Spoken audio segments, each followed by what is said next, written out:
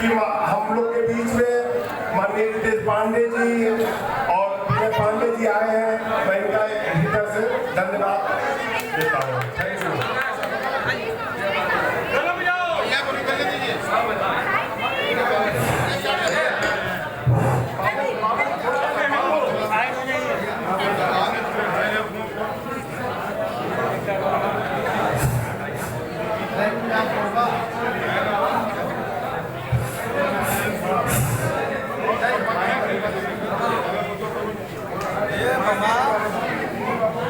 आप सभी का यहाँ पे स्वागत है। सबसे पहले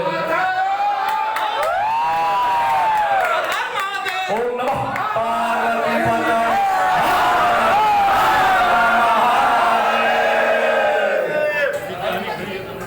और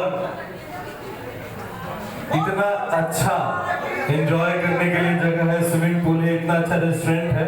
हमने खाना भी खाया, इतना लजीज खाना था।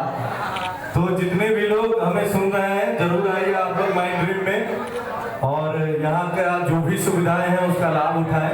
इतना अच्छा डिस्को है क्या भाई, तो आप लोग जरूर आए।